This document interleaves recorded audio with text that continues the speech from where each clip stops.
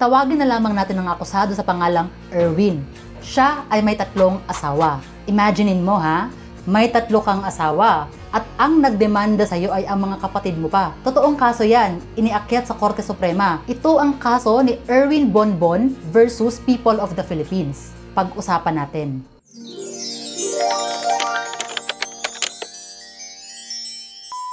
Hello friends!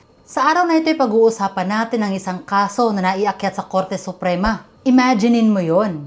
May 3 kang asawa at ang mga kapatid mo pa ang nagdemanda sa iyo. Totoong kaso yan sa Korte Suprema. Noong February 24 of 2025, ang ating Korte Suprema ay naglabas ng isang desisyon na tumatalakay sa krimen na bigamy. Ito ay isang public crime na kadalasan ay napagkakamalan lang nating simpleng issue sa puso. But as we will see, hindi lamang ito issue sa pag-ibig, kundi tungkol din sa panloloko, dokumento at batas. At ang mas nakakagulat sa kasong ito, isinampa ito noong 2022 ng mga kapatid mismo ng akusado. Oo, mismong mga kapatid ng lalaki ang nagsampa ng kaso sa kanya at pati sa itinuturing niyang pangatlong asawa. Ang kasong isinampa ay ang kasong bigamy. So ano nga ba ang bigamy according sa ating Revised Penal Code? According sa Article 349 ng ating Revised Penal Code, bigamy is committed kapag una, may legal na kasal ang isang tao. Pangalawa, hindi pa ito annulled o dissolved legally. Pangatlo, nagpakasal siya ulit sa ibang tao habang umiiral pa ang naunang kasal. At pang-apat, valid ang sumunod na kasal. Ibig sabihin, nagkaroon ito ng marriage ceremony, may license at iba pa. Tandaan po natin that bigamy is a public crime. Ibig sabihin po, hindi nangangailangan na ang asawa lamang ang may karapatang mag-file ng kaso. Kahit sino, pwedeng magsampa ng kaso. So ano nga ba itong kasong pinag-uusapan natin? Ito ang kaso ni Erwin Bonbon versus People of the Philippines. Tawagin na lamang natin ang akusado sa pangalang Erwin. Siya ay may 3 asawa. Noong 1988, ikinasal siya kay Gemma sa Cagayan. Noong 1994 naman, habang siya ay kasal pa kay Gemma, nagpakasal siyang muli kay Rizalina. At noong 1999, siya ay nagpakasal muli kay Elizabeth sa Bukidnon. So yun, no? 3 kasal ang naganap. Ito naman ang twist. Alam daw ng pangatlong asawa na si Elizabeth na kasal si Erwin. Pero, pumayag pa rin siyang magpakasal. And if I may just highlight, no?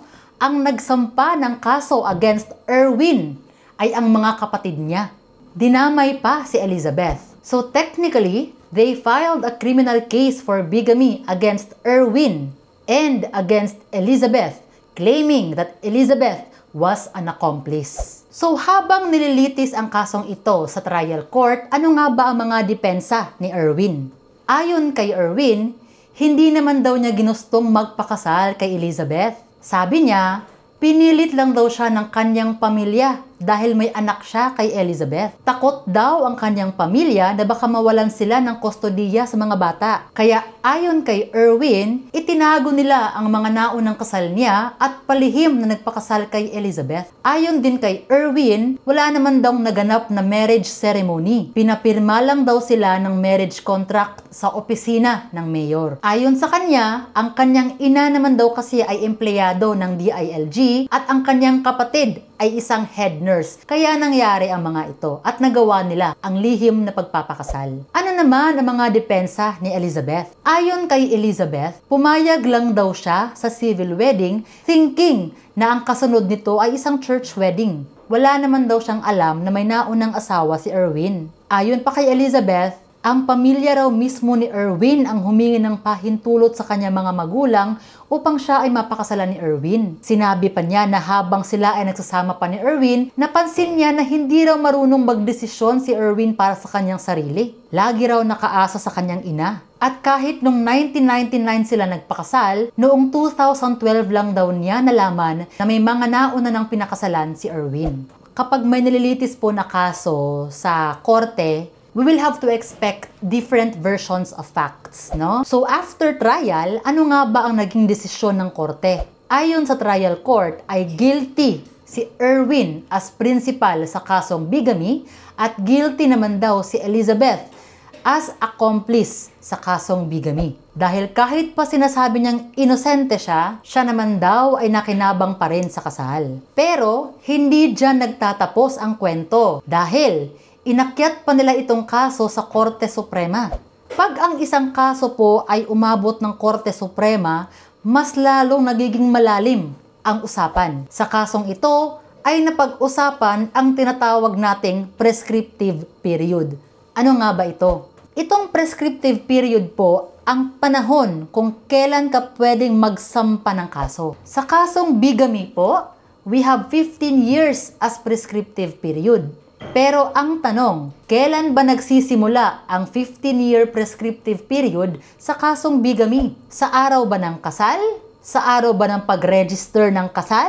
O sa araw ba na ito ay natuklasan? Ayon sa Korte Suprema, ang 15-year prescriptive period sa kasong bigamy upang ito ay maisampa sa korte starts from discovery, not from the marriage date. Ibig sabihin, sa kasong ito, Erwin Bonbon versus People, even if the marriage with Elizabeth was consummated in 1999, the complainants, yung mga kapatid po ni Erwin, discovered that marriage only in 2020. In fact, it was only discovered when they were processing some papers at doon nila nalaman na nagpakasal daw pala si Erwin at Elizabeth. Again, si Erwin po at si Elizabeth ay nagpakasal noong 1999, ngunit ito ay nadiskubre lamang ng mga kapatid ni Erwin noong taong 2020 at sila ay nagsampa ng kaso noong 2022. Tanong, lumampas na ba sa 15-day prescriptive period ang pagsasampa nila ng kasong bigamy? Ayon sa Korte Suprema, hindi. Bakit? Dahil nadiskubre nila ang kasal